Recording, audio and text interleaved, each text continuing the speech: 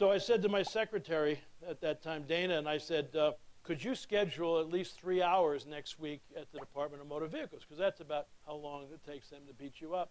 And so I went over there, and I walked in the front door, and I knew something had happened. Because this woman charged me, and she said, welcome to the Department of Motor Vehicles. Do you speak English or Spanish? I said English. She said, right over there. The guy behind the desk, welcome to the Department of Motor Vehicles. How may I help you? It took me 9 minutes to renew my license, including taking my picture. So I said to this woman taking my picture, what are you all smoking here? You know, I mean, this isn't the apartment I used to know and love. And she said, haven't you met the new director? It's always a leader. It's always a leader. It's always a leader.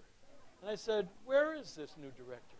And they had these, you know, kind of shelves or not, you know, whatever, counters in the front, and then counters going down the side. They welcomed you here. You took your pictures down here. Out behind the counters, no privacy, you know, was the desk. She said, there's the new director. No private office, no nothing. So I went out to meet this guy. And I said, what's your job as the director of the Department of Motor Vehicles? Write this down or put it on your forehead. It's a wonderful definition of a manager. He said, my job is to reorganize the department on a moment-to-moment basis, depending on citizen need.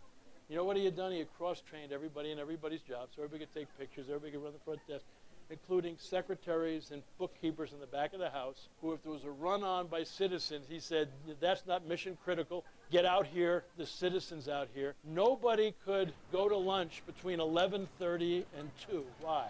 That's when the citizens are free.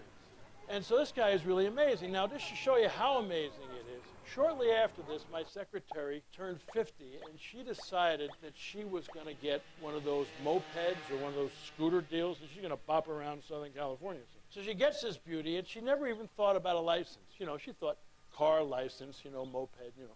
No, you got to get a license. So she goes over to the Department of Motor Vehicles. She gives her name to this woman behind the counter. She said, she looks at it, and Dana had never had a ticket in her life. Not one mark on her whole license. And this woman said, that's incredible, your record. And she said, I'm looking at it, though. In 3 months, you're supposed to come back to take your written driver's license again. Why don't you take both tests today? Dana said, tests? I didn't know I was supposed to take a test. And she's panicked. I don't know if they were teaching these people human relations, but this woman reached across the counter, patted her hand. Oh, Dana, with your driving record, I'm sure you can pass this test. And besides, if you don't, you can always come back. So I want to tell you, one of the interesting things, before I tell you what happened, is I recognized some of the people in this place, and they were people who used to beat citizens up. And now they're cheering them on. What do you think the difference is? Leadership.